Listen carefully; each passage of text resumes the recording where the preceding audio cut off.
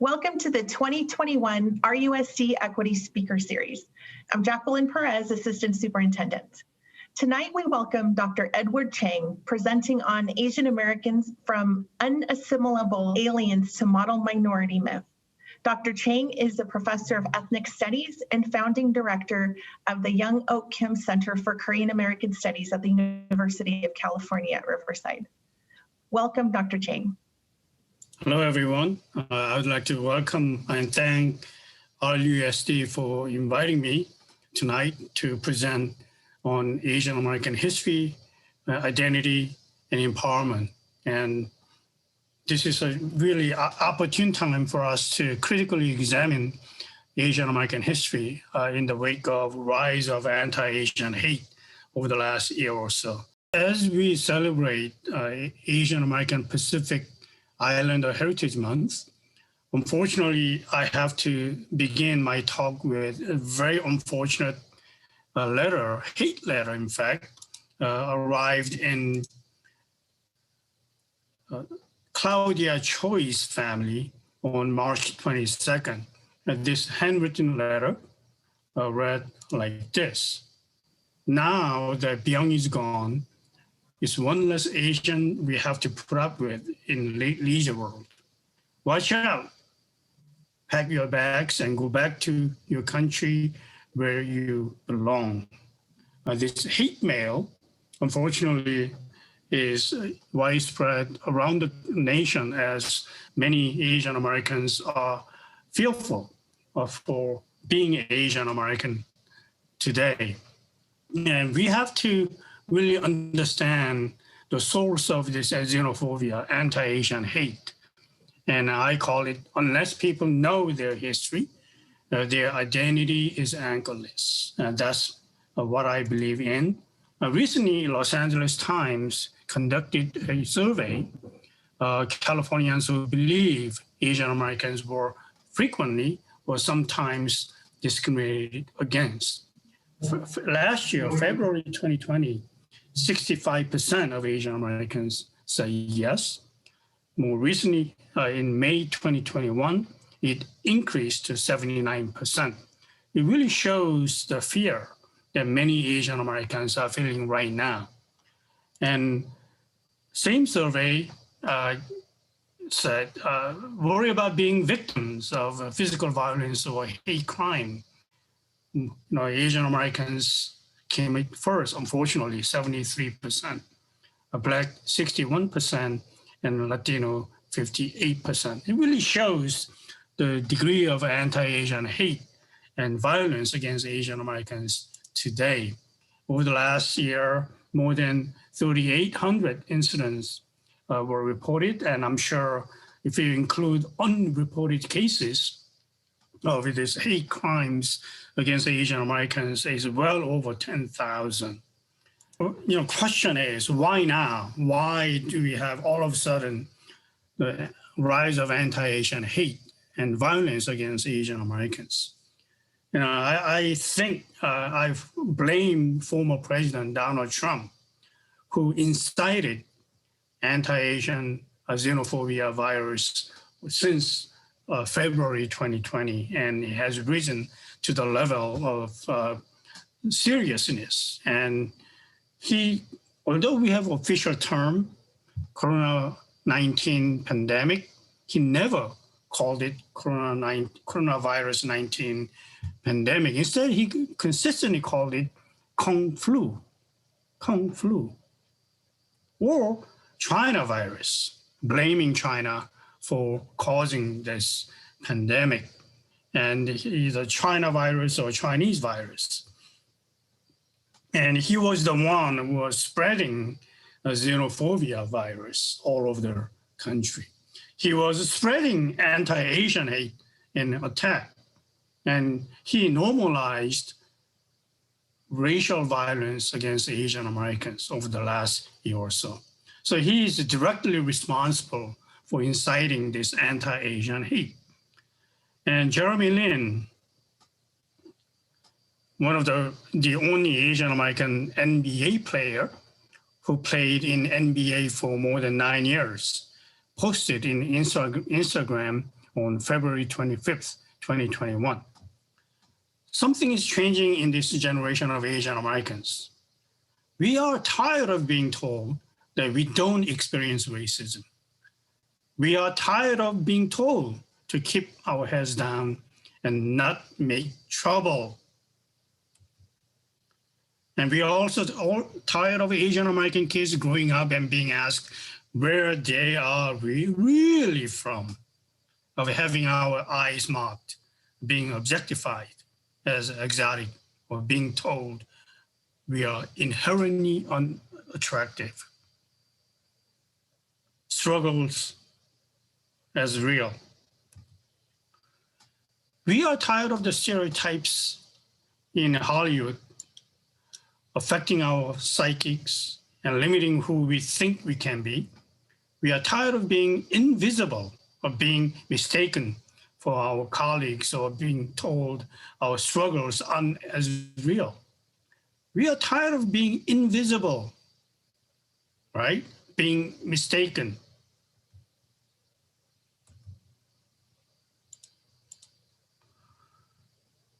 Being an Asian American doesn't mean we don't experience poverty and racism. Being a 9-year NBA veteran doesn't protect me from being called coronavirus on the court. And being a man of a faith doesn't mean I don't fight for justice, for myself and for others. So younger generation of Asian Americans have begun to fight back. However, historically, Asian Americans have been stereotyped in following ways. Number one, we perpetual foreigners, unassimilable aliens. That's the reason why people ask, where are you from? From Riverside. Where are you really from? Assuming that we don't belong here. You must have come from someplace else. It doesn't really matter how many generations we have lived here in the United States. Having Asian American face assume perpetual foreigner stereotypes. It really doesn't matter whether you came from China, Japan, Korea, Philippines, Thailand, Vietnam, Laos, Cambodia. Mainstream America view us as all look alike. And although former President Donald Trump consistently attacked China and blamed China for causing coronavirus 19 pandemic, it's affecting all persons who came from Asia. And sometimes for the Latinx community who looks Asian Americans also been victimized. And we are lumped together as Asian, and we all look alike. And of course, another common image stereotype is we are very successful, modern minority myth. Don't complain. A modern minority myth pits Asian Americans against other minority groups, particularly African Americans, Latinx, and Native American communities. And we are witnessing direct result of these stereotypes against Asian Americans today. The term Asian American emerged and began around 1968. Of course, Asian American identity, formation of Asian American identity was strongly influenced by the Black civil rights anti-war movements of 1960s. And exactly in 1968, when students of San Francisco State University, Black students, Asian American students, Latinx students, as well as Native American students went on strike demanding ethnic studies, demanding open admission. That really gave new sense of identity as Asian American. And of course, struggle against racism, poverty, war, and exploitation of the 1960s all contributed to rise of Asian American movements, and which called for self-determination as well as new identity.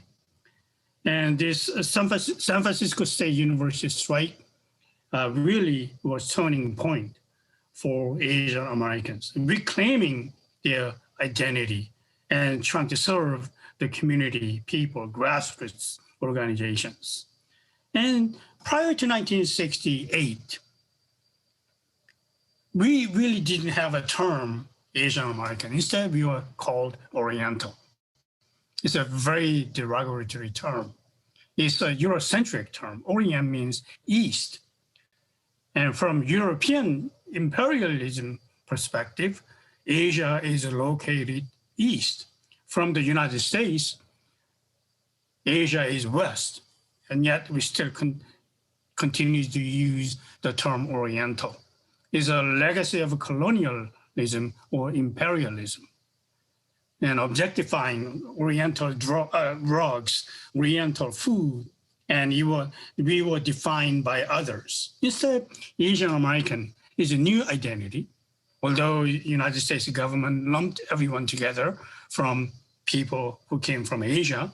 They began to redefine who we are based on our own term and trying to link Asian American history to the present. And Asian American connotes a sense of a new identity, American of Asian descent, and calling for racial equality and justice. So the term, shifting term from Oriental to Asian American has a very important historical meaning. And it gave Asian Americans a sense of a new identity and empowerment. So this is a very important term. Unfortunately, in our schools, K-12, we really are teaching a very distorted history when it comes to Asian American history. Everyone knows about this Statue of Liberty. Ellis Island, gateway to America, symbolizes freedom, equality, and justice. This is what America is: land of immigrants, land of freedom, land of equality and justice. Unfortunately, what we do not teach to our students is history of Angel Island. Angel Island is gateway to America from west, from San Francisco. More than 500,000 immigrants came through Angel Island from more than 80 countries from 1910 to 1943.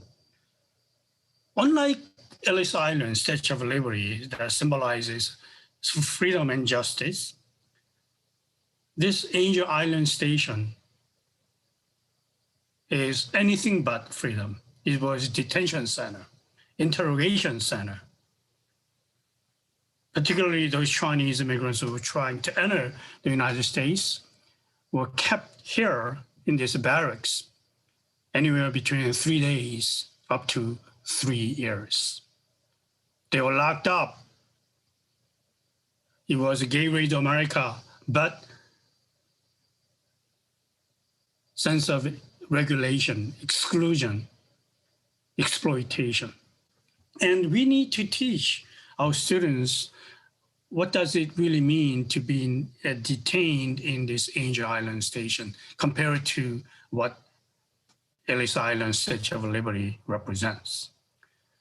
Chinese immigrants began to arrive in California around 1850s, or shortly after discovery of gold in California.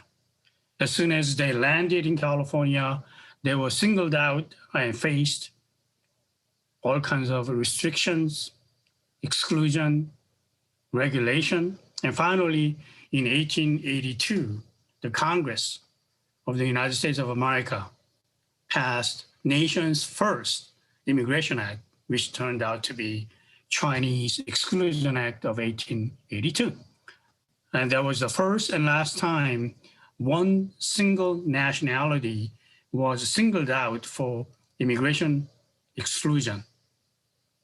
First and last time. And the question is, why did Congress single out Chinese? At the time, the Asians were viewed as unassimilable alien.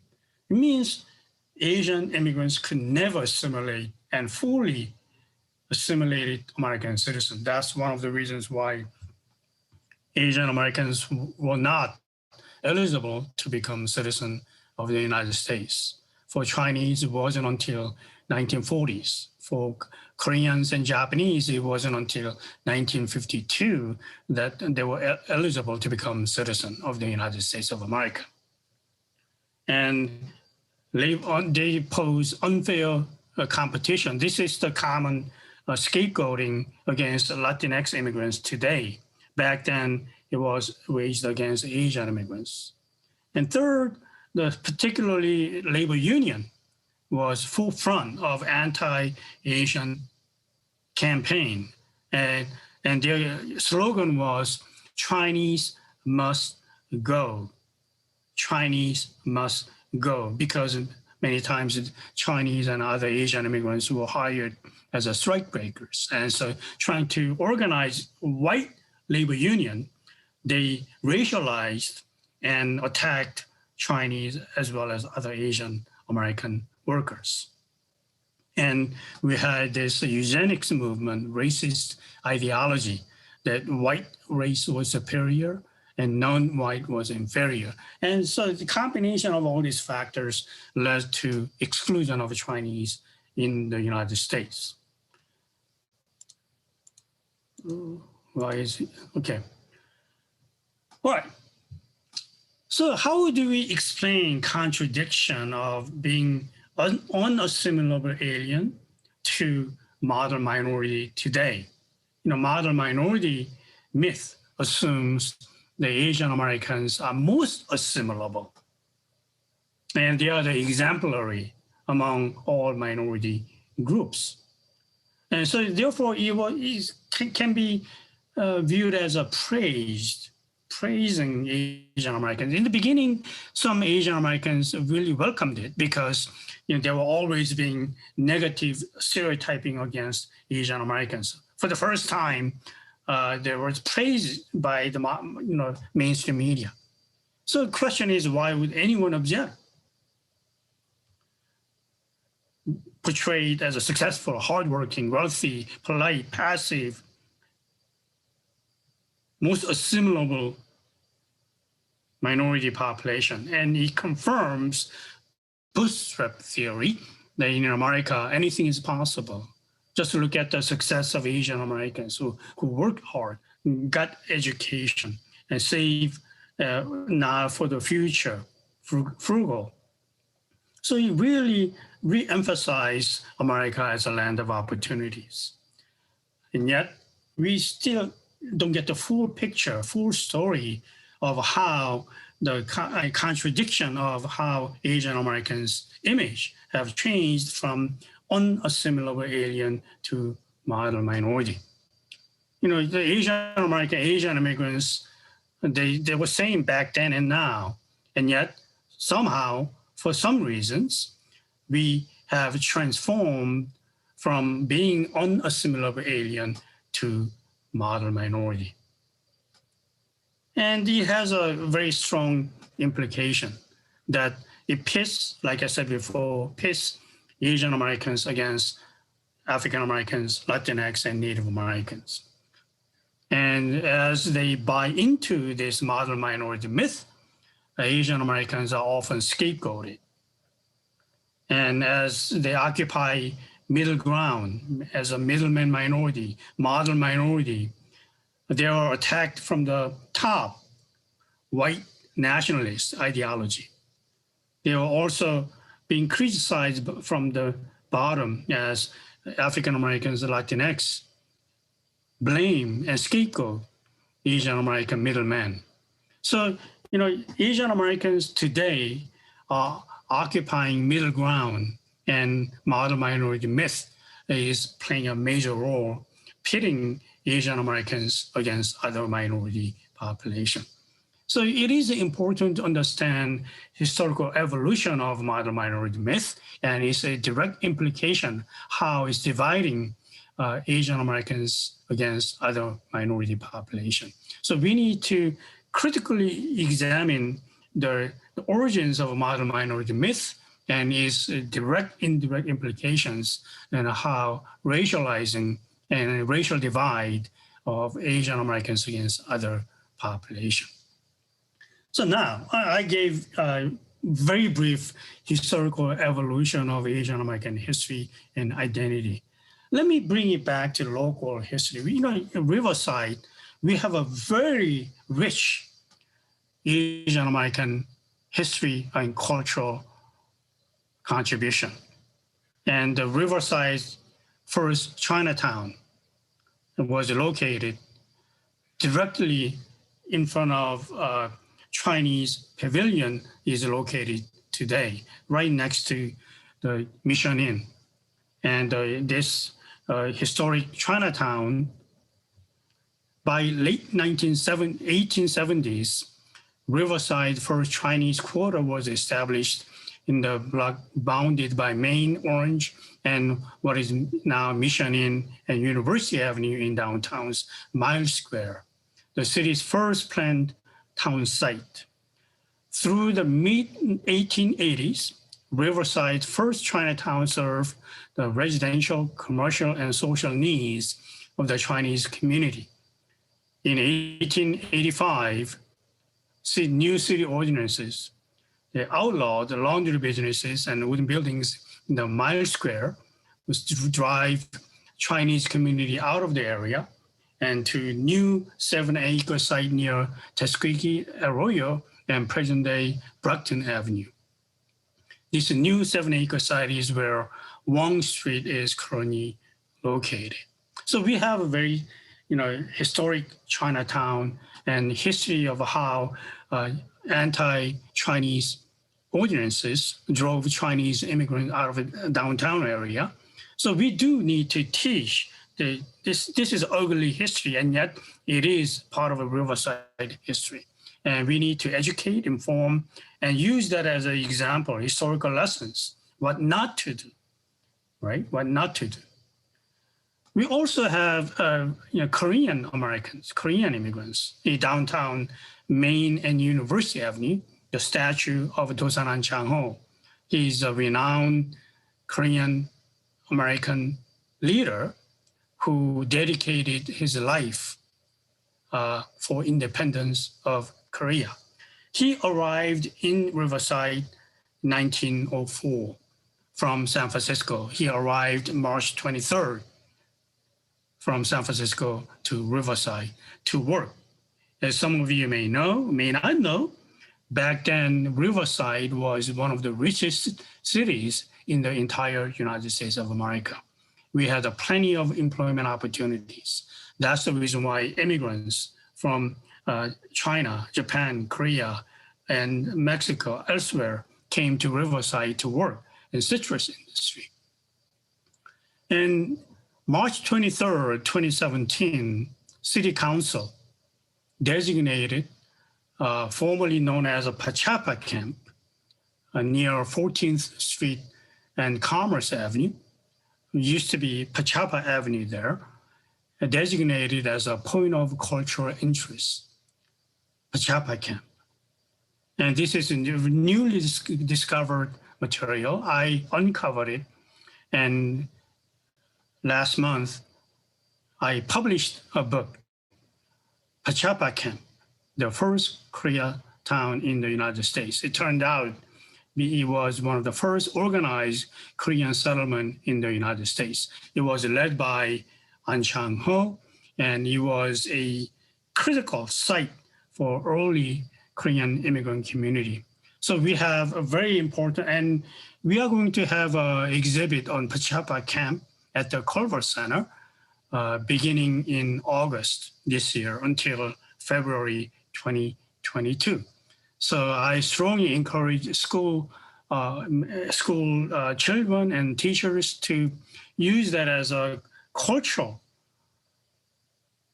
contribution of Korean immigrants to City of Riverside, and use it as a cultural site for educating our children in August and on September.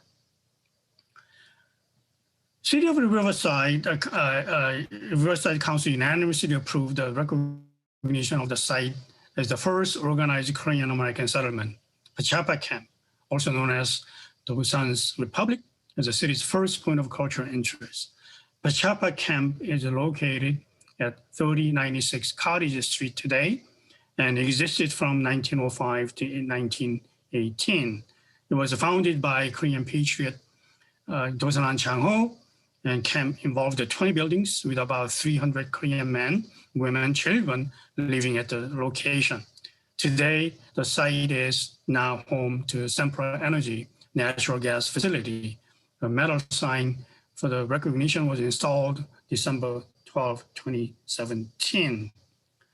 And we also had a very historic Japanese-American presence in downtown. It was all near downtown, Chinatown, former Japantown, Korean settlement. It was all nearby downtown. This is the area of one of the early Japanese immigrant settlement in Riverside.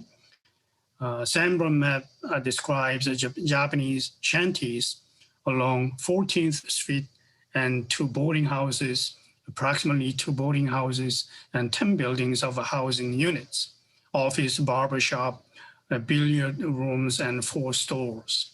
Exemplar of the bachelor culture of the early Issei, first generation immigrants. Families and other immigrant groups visited, worked from the location, as well in local packing houses and groves.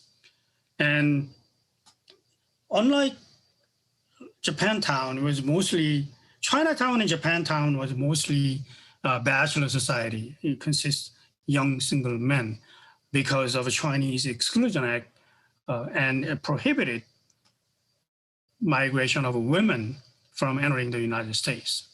Whereas a Korean settlement in Pachappa camp, it was one of the few exceptions that where women and children lived together and forged a strong community of their own.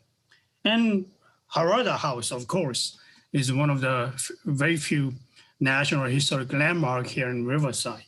And Harada House, National Historic Landmark, Harada House is a powerful civil rights landmark in California.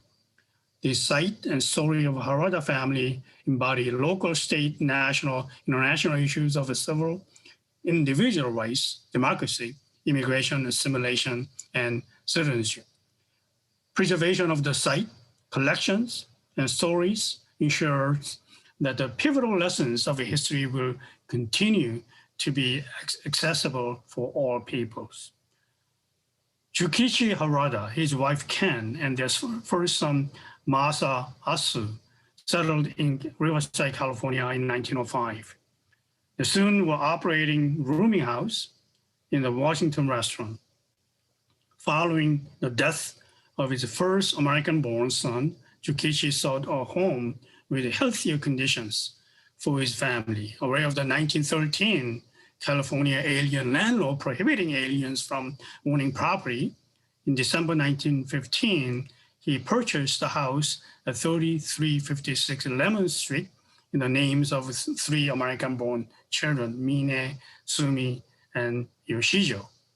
He prevailed in landmark court battle to retain the home. So this is a very important historical landmark located in downtown Riverside, fighting against alien land law of 1913 that prohibited Asian immigrants from owning or leasing land in California. So we can use the Harada House, Chinatown, Korean settlement, and Japantown as a historical site, informing, educating our children, and deeply appreciate the presence of Asian American community here in Riverside. As we celebrate AAPI Heritage Month, schools and classrooms, Asian Pacific Islander Heritage Month is an excellent time to explore the rich history and culture of people who are AAPI, as well as analyzing the bias, discrimination faced by them. As with other similarly themed months, it is important not to isolate exploration of AAPI history and culture into just one month, May, during the year. Asian American Pacific Islander history is American history and should be integrated into curriculum throughout the school year, entire school year. I gave a short, brief presentation overview of Asian American history, and I strongly advocate changing our racial paradigm. And how could you build and maintain relations with African Americans and other people of color while safeguarding equal rights of Asian Americans whose interests may occasionally conflict with the other communities of color? How do we center Asian American experiences and perspectives and reframe a black-white paradigm? How do we reframe theoretical paradigms to include Asian American experiences? Asian Americans are often invisible in discussion of and dialogue of race in America. And how do we move beyond who suffered the most paradigm and build common agenda? These are critical issues, critical challenges facing all of us, not just Asian Americans. And I would like to close my talk by quoting my colleague, Gary Okihiro. The core values and ideals of nation emanate not from the mainstream, but from the margins, from among Asian, African Americans, Latino, and American Indians, women and gays and lesbians. In their struggles for equality, these groups have helped to preserve and advance the principles and ideals of democracy and have thereby made America a freer place for all. And remember this, in their struggle, it was a marginalized population. Latinos, American Indians, African Americans, and Asian Americans, women and gays and lesbians. In their struggle for equality, they made America a freer place for all, and they made America stronger for everyone. And I hope I made some difference in understanding the Asian American history and identity and Asian American contribution, and particularly here in Riverside. And we have a very rich history of Asian immigration here in Riverside. And I hope you have an opportunity to revisit those historical sites, and learn and uncover a buried past of Asian immigrant history. Thank you. That was amazing. Thank you, Dr. Chang. I think anyone who is listening and watching will just take away something that they can bring back to their families and bring back to their classroom. This is an important topic and necessary part of our discussion, not only as we create these inclusive environments for our Asian and Pacific American students and families and our staff, but more importantly, what this represented is just that we continue to celebrate and include our students for all the cultural assets that they're bringing to schools every day. So with that, I wish everyone a great night. And again, thank you, Dr. Chang, for your words. Thank you. Good night, everyone. Bye.